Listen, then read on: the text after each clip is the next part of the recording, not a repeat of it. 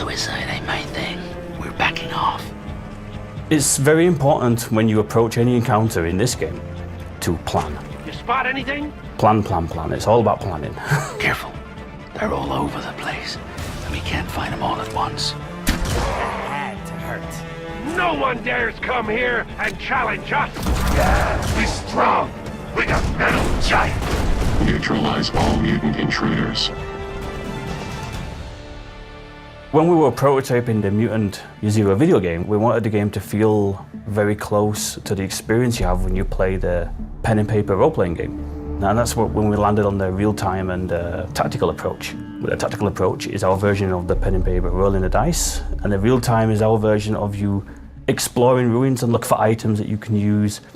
Then you may come across an enemy encounter, and you'll fight some people. The air stinks like mutants. Not just any mutants, stalkers. A typical encounter is that you will approach a group of enemies, then you will usually sneak around for a bit.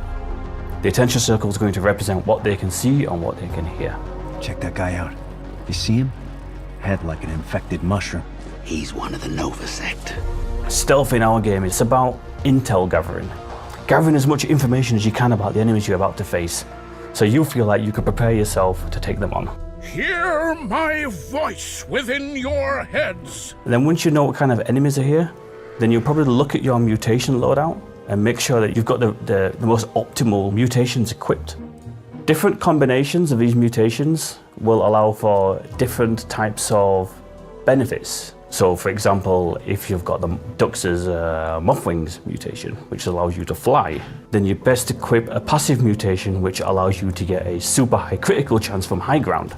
That's the perfect combination. So now I can get high whenever I want and get really high crit bonuses because of my second passive mutation.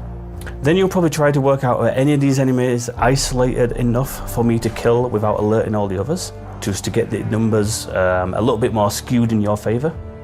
And also you might want to position a character to be on high ground before you even start combat so that you know he's got some bonuses on his mutations that allow for high ground bonuses.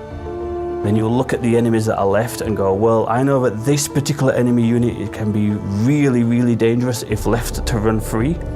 So I might want to use a mutation which will lock him in place and deal lots of damage to get rid of him straight away.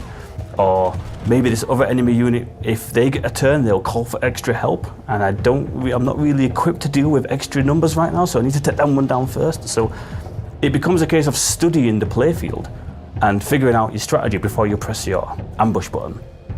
And then when you're in tactical, it's all about trying to make your plan work. And if it doesn't work, then thinking on your feet and trying not to use up all your grenades because they're quite expensive to buy, and try not to take too much damage because medpicks are also quite expensive to get yourself health back. So it's a game which emphasizes planning more than most games. And I think that's part of our strength, that it's a game which demands that you approach situations in a clever way, because if you're not clever, you'll just be punished.